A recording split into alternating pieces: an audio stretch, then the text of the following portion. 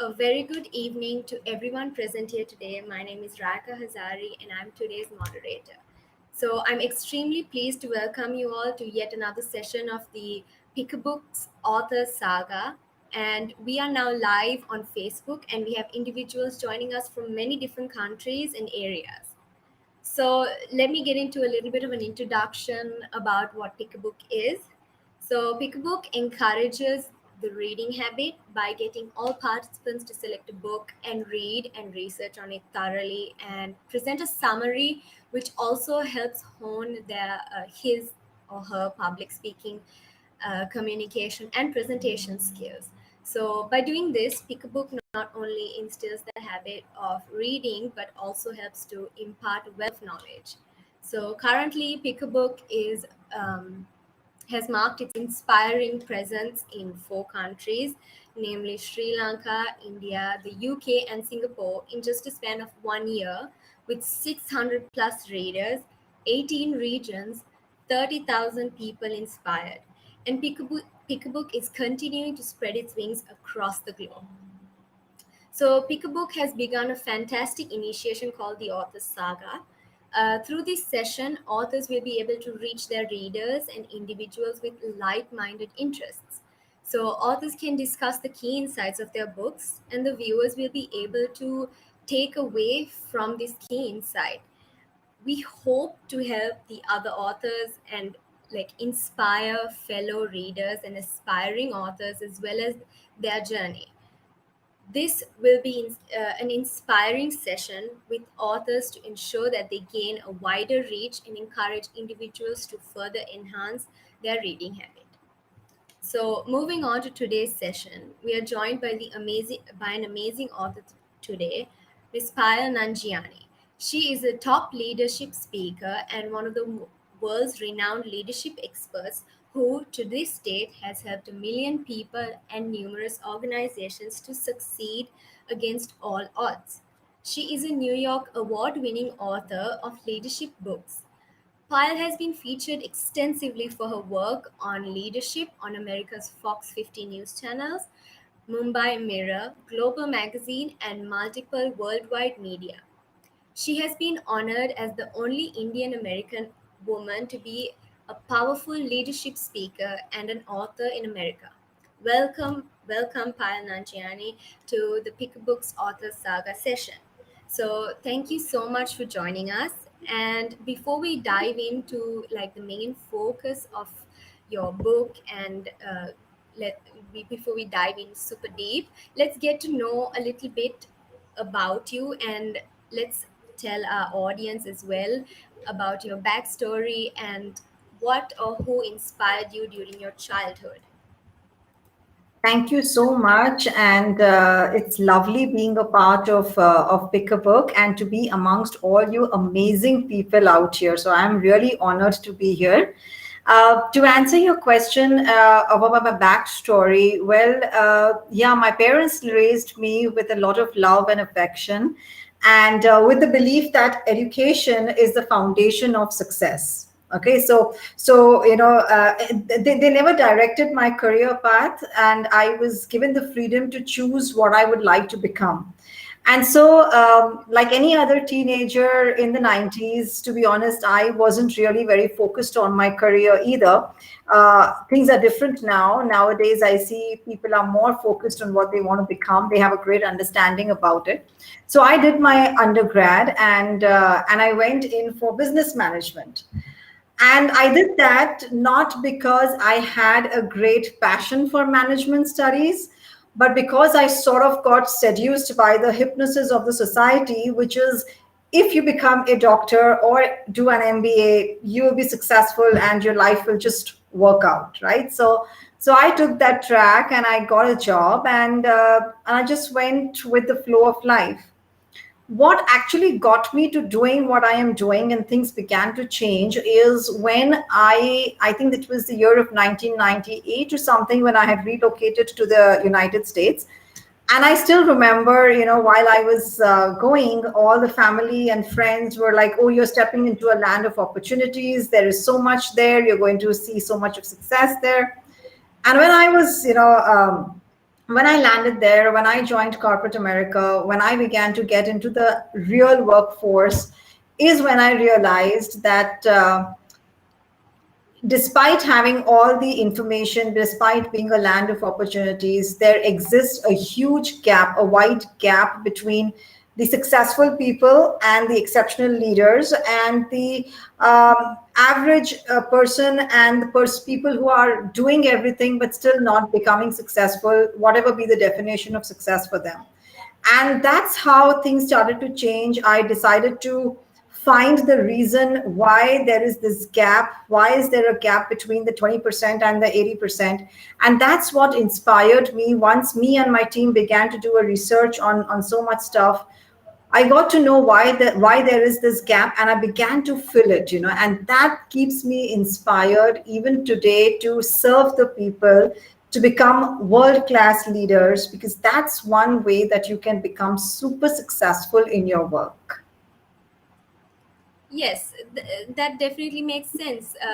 Curiosity is what drives your need for going into this, I guess you can say, in a way. Yes, absolutely. Okay, so you're known for helping people become world class leaders. What, according to you, is the main difference between a good leader and a world class leader?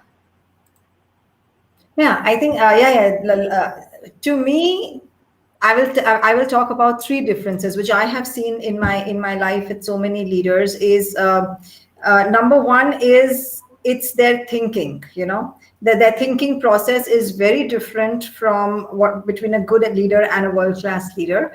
Their ability to develop more leaders. Most of us, we like to have more and more followers. We want people to follow our directions, but great leaders will always create more leaders who are more independent in their work and can think as leaders without any position or title.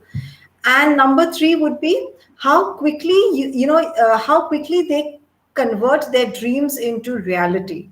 Because all of us have a lot of dreams, we have a lot of aspirations, and all our aspirations are uphill. And how do you move quickly? How do you get there? And how do you fulfill that and convert it into reality, which you can experience?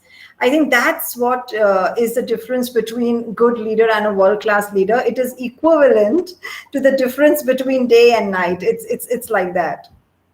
Yeah, I guess in a way it's like if you want to reach a successful point in life, you don't step on others to do so, but bring along all of them with you, and Yes. climb the ladder together. That way they can help more people and we can all be successful in the end. Absolutely, absolutely. What's the leader? That's why they say it's lonely at the top, because we are just in a race to reach there and leaving everyone behind. We have to take everyone with ourselves as much as possible, so that's when it's not lonely at the top. Yeah, that's when you like to share your success, when you have when you have brought others with you into that Yes. success as well. Absolutely, absolutely. Yeah. So you published a book in 2020, Achieve Unstoppable Success in Any Economy. What was the process you went through to write it? The thought behind it and how long it took you to write it? If I had to say physically how much time it took me to write, it took me almost like 8 months to complete the entire manuscript and submit it.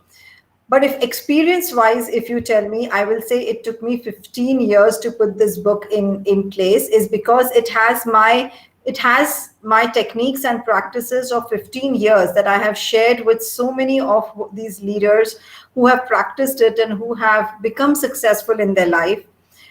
It's a combination of what I have learned in the journey from so many of the top leaders in the world, some of the most successful people that we read about. I've learned it from them, associating with them. This book has their interviews of who they are and how did they reach to where they are. So I would say there is a difference in writing. You may finish a book in 8 months. Now, I don't know how people say that we can finish books, writing book in a month or two. You really have to put yourself in there, and that's exactly what I do in every book of mine. And the same process has been in this book, where every day it was what I have learned, and then curating that more and more to and articulating it so that it's understandable by the people in any place that they are in the world, so that they can become more successful. Okay, okay, that was really lovely.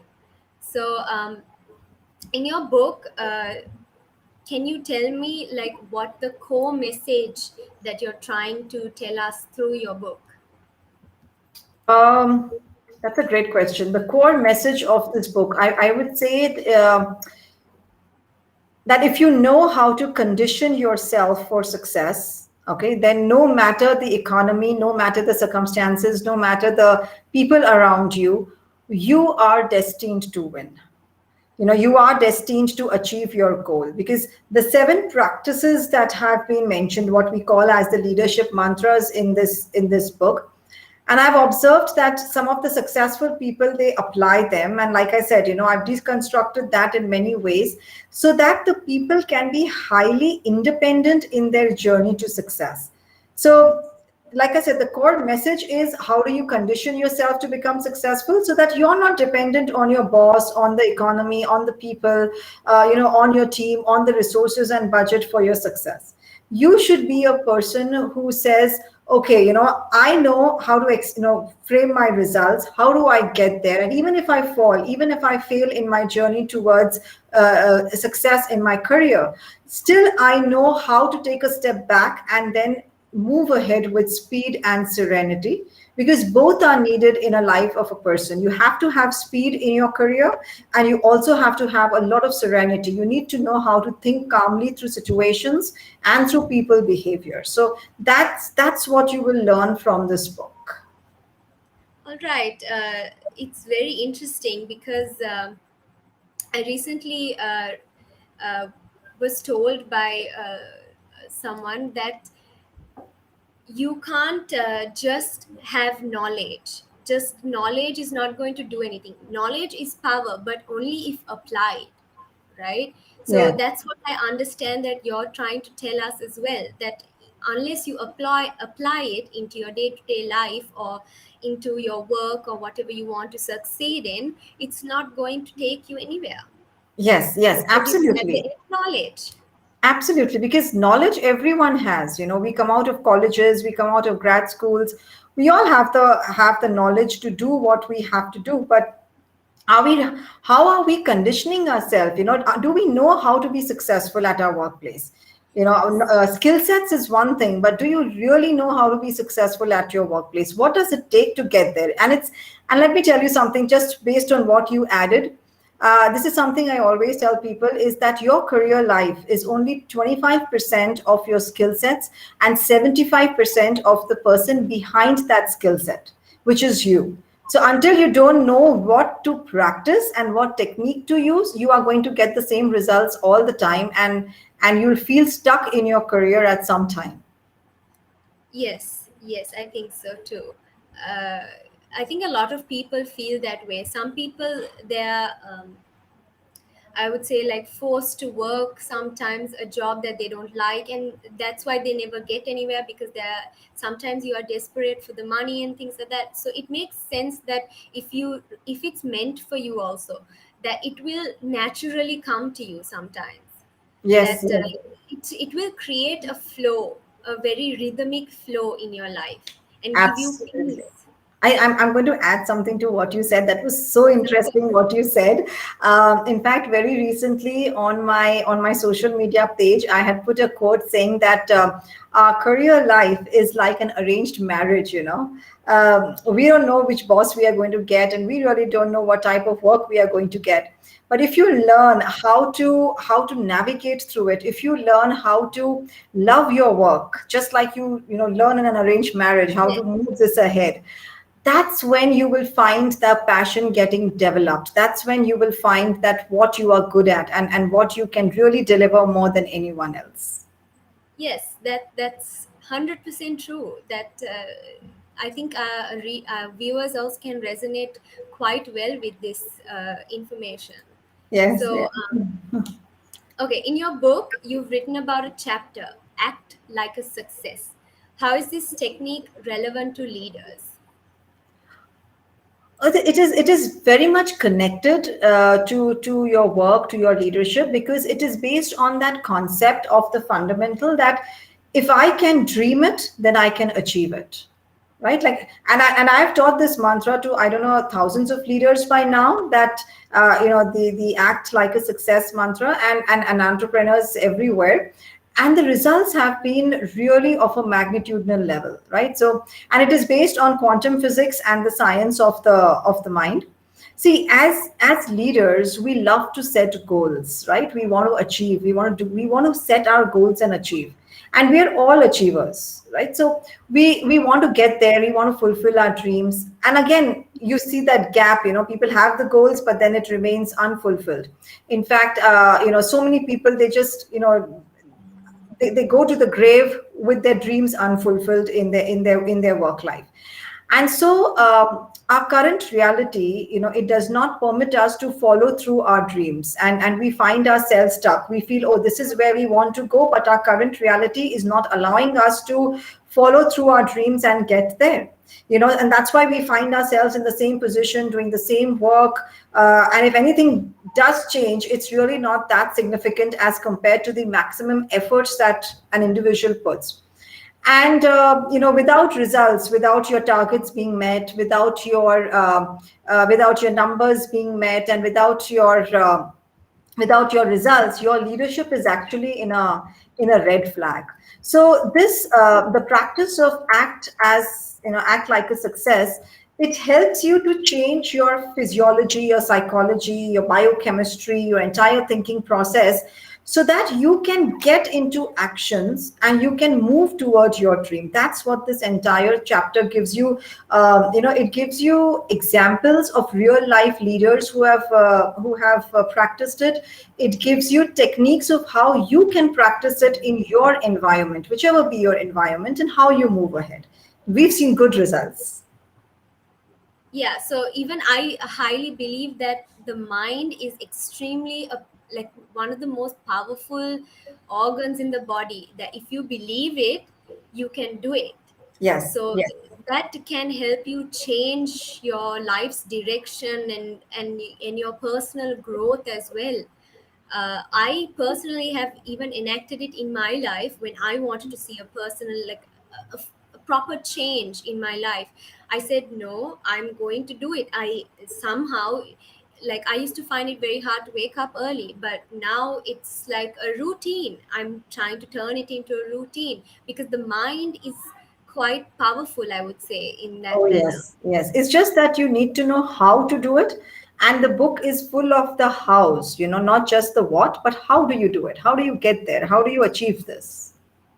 Yes, it's quite astonishing, the things that are coming out in this conversation. I'm quite invested, I would say. So there are 7 divine leadership mantras that you've written in your book. Can you explain to our viewers what it's about, and how do you practice these, and what are the results of you practicing it? Definitely, I do attribute my own growth and success to all of these mantras. In fact, every book that I have written, and now with the third one coming up next year, every book that I have written, I think no author would write or should write anything that has not been practiced several times, not on just themselves, but on their clients, on their people. You have to have results seen before you put it across in your book. So when anyone would read the book, they would feel, oh, you know what, this one has practiced it, this is the results, and these are the overall results. So that means I am 100% sure I will get my results. So every single day, in fact, in the book, I have also mentioned a real life incident from my own life of how I was always, when I started off leaving corporate America and getting into doing what I'm doing, I used to always be frustrated. Okay, why am I not getting high paid clients? Why am I always stuck with, clients who can barely afford my services, but I have to go ahead and give it? And when I practiced this one technique called take charge and lead, which today we speak in all corporates around the world, when I practiced that technique, which is, I think, if I'm not mistaken, it's the first chapter of the book. It's an opening chapter. That's when I practiced this technique. I realized what all things I have to take charge of, not just externally, but internally. And that can become a game changer. And it did. So I highly would say that every person who is thinking of writing a book or putting out stuff on social media should have actually practiced a lot of it so that there are quantum results and quantifiable results for the people. Yes, yes, that's great. I hope our audience is taking notes and making use of these notes, because I think you're onto something. So, so you shared a technique in the book called FME. Can you help us understand this? Sure. In fact, let me just pull this up from here. I will not remember it completely, but let me just open up the page. But I'll tell you something. FME is full mind engagement. Okay, it's one of the chapters in the book that helps you to solve one of the biggest problems leaders have, which is being fully engaged in their work, being fully focused on what they are doing. We have a tendency. I have written in the book that we have a tendency to blame distractions. We have a tendency to blame social media. We have a tendency to say, hey, you know what, it's because of social media, it's because of these distractions. But if you go to see back in history, there may have not been social media, but there was always some distractions were always there, and in your time, at my time, every time. So rather than blaming the outside factors, and rather than being purely dependent on the mind engagement tools that are available, that do this and your productivity will be high, people are really not seeing that result. So I took it from, again, I started to notice what is it in these successful people that they are practicing. What is it that, how come they are so focused on what they want to do and what they want to achieve? And that's how I made a pyramid. You will see a pyramid of 3 layers, and every layer tells you where you are on that layer, and whether you are a person who is fully engaged and committed at your work and very focused at what you're doing, or are you distracted. And this distraction, when you see the pyramid, you will be surprised. There is not a single mention of social media or any other distraction. And what the actual distractions are layered in those three layers of the pyramid. And nothing got to do with social media, with Facebook, anything, nothing got to do with any of this. But when you read it, you find an insight that, oh, this is why I am distracted, and this is how I focus, and this is where I reach on the pyramid. I see. Uh, I think I'm very privy to this distraction, because I would always as a child would get distracted so easily when I was in school and things like that. I used to get so bored so fast, and I used to wonder, like, am I the only one who thought like this? Am I the only person who cannot concentrate for more than 10 to 15 minutes in a class? I would always get teachers coming to and telling my mom, like, oh, she's always daydreaming, oh, she's always distracted, she's a good student but she can do better, she can concentrate better. But then I realized that I'm making excuses for myself, Mhm. that I shouldn't make excuses for myself, and instead of just saying, oh yeah, I get distracted, find what is distracting me and eliminate it. Right, right. And isn't it funny that we don't learn about all of this in school, whereas all of this is so important in our work life? Yes, and I believe that even teachers need to know about this, so that, like, even if you're, let's say, like, you're younger, in your younger days of school, the if you may not be able to understand much of life at that point, but the Yeah. teacher, so the teachers are also quite important when it comes to these like trivial topics, like of uh, finding the right path, because some, like, of course, like not all students can do math and science, and like, or understand that. Even I was one of them. But find something that how you can work around it instead. Right, So right. like I would say, like the school life is very general, Yes, and they don't pay attention to the ones who may need a little extra guidance. And I think your book will help people who need that little bit extra push and guidance, a person like me. sure, sure. So okay, why does the book only have 7 mantras and not like 8 or 9 mantras? That's a nice one. Uh, Maybe I could only think of seven mantras. I could not think of anything more. But does that mean there are not more? There are. And now that I know that there are some more, I'm planning to add them in the next book. But here's the main thing. Um, I think out of everything that I had learned, I found that these are the seven very critical ones. When practiced, will give the results.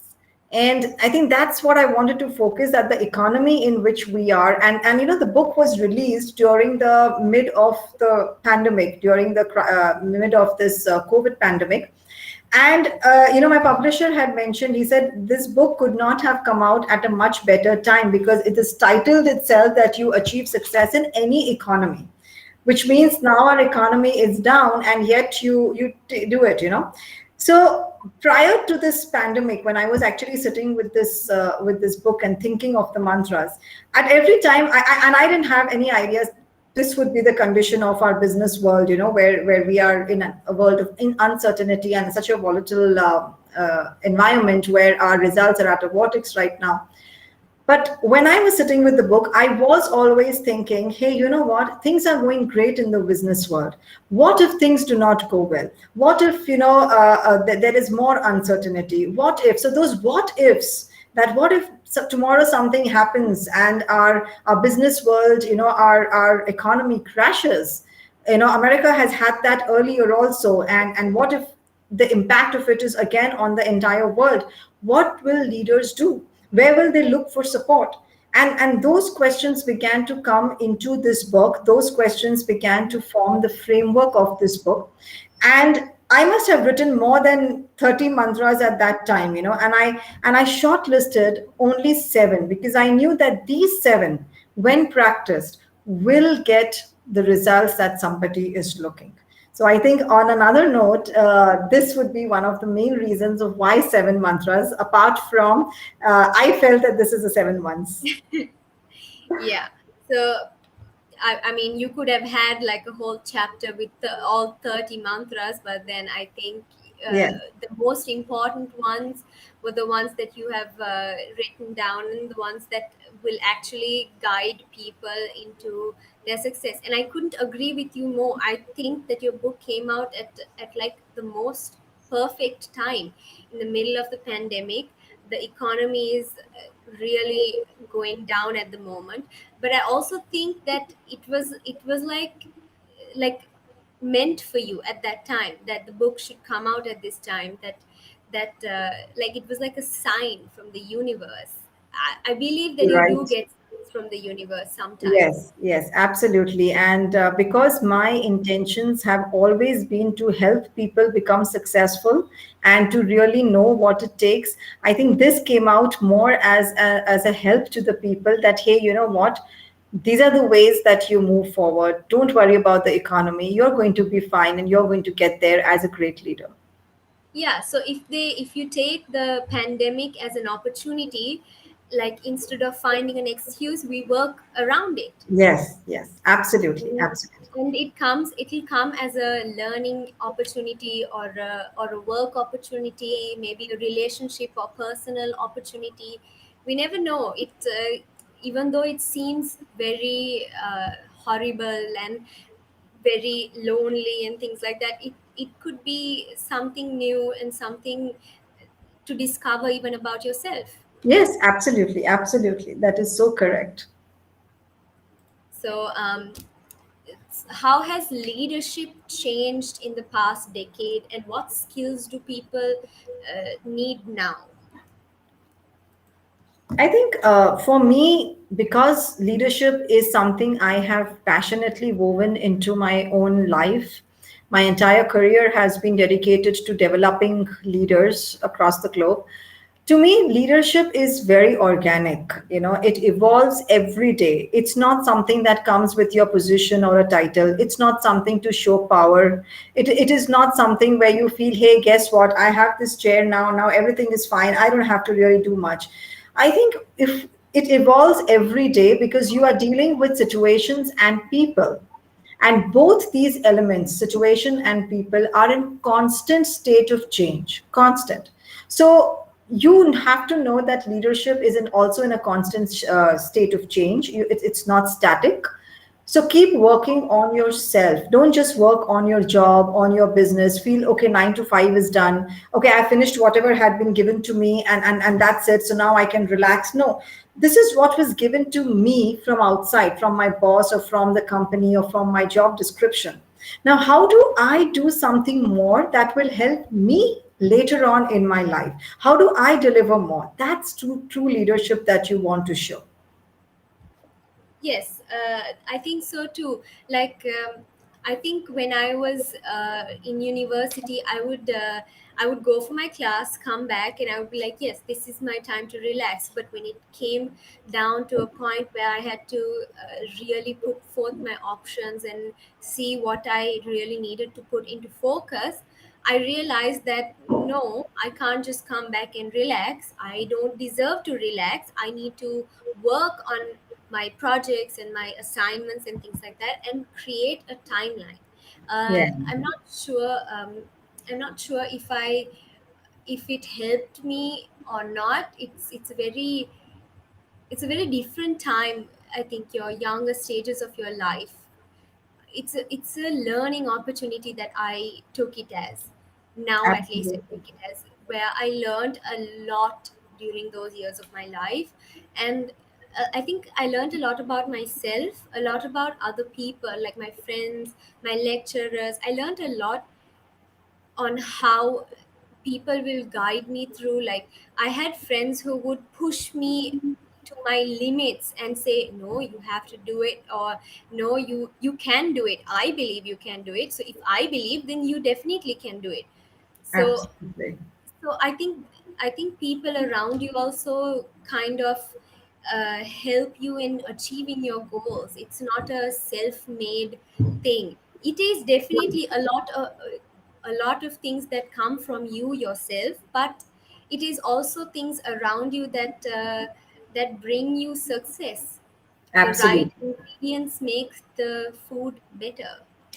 Absolutely. And there are going to be many people around you who will tell you, hey, you know what, don't work so much, don't do so much, don't go beyond your job, you're only paid for this much. Yes, I am paid for this much, but the learning that I will get beyond the pay is much important.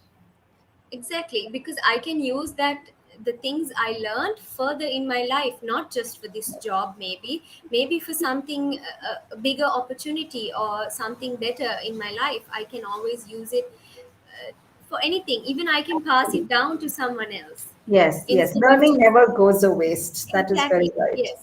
You spend your life, like, you may get out of school, you may finish your degree, your master's, your doctorate even, but until the day you die, I believe you are learning. From the day you're Absolutely. born till the day you die, you are learning. Yes, Maybe it's not something out of a book, but it's definitely from life.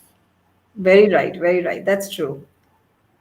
So that's all the questions I have for you today. Um, if maybe we could give a few minutes to see if we get any questions from our audience, and if not, we can wrap it up. Sure, sure. And I would love to connect with your audience even on my Instagram page or my LinkedIn. I'll be so happy to accept their connections there. Yes.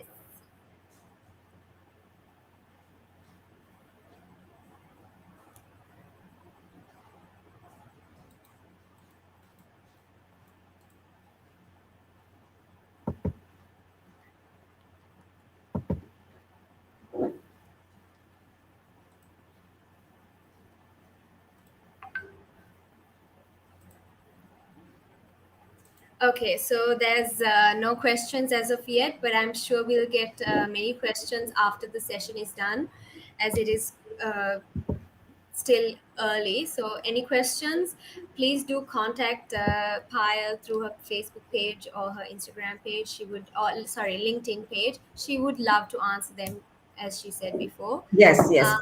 Instagram page and LinkedIn page. Those are the two pages I'm very active on. okay, Instagram and LinkedIn. All right.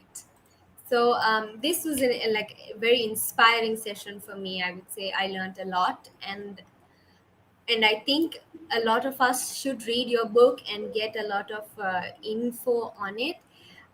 We can learn how to, I think, gather our thoughts and put them into action in a way. And if any of our audience wants the book as well, uh, they can purchase it. I think on Amazon. Am I Yeah, right? so on Amazon, it is available, and it's also available on our website at a signed copy if you need. So both are available. All right, that's amazing. So, with that, we have come to the end of another author saga session, which is part of our pick a book uh, sessions. Once again, Pick a Book encourages the reading habit by getting all our participants to select a book, read, and research on it thoroughly, present it and summarize it, which also helps in their public speaking, communication, and presentation skills. So, by doing this, Pick a Book not only induces the habit of reading but also helps to impart a wealth of knowledge.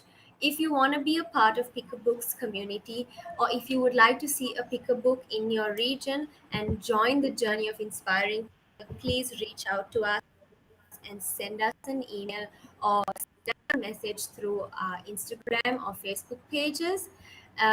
We are eagerly forward to hearing from you. My name is Raika Hazari. I was the moderator for this evening, and thank you again, Ms. Payal Nanjiani, for joining us and sharing your wonderful insights and for this brilliant session. Thank you so much, and good evening. Thank you so much. It was a pleasure to be amongst all you great minds. Thank you.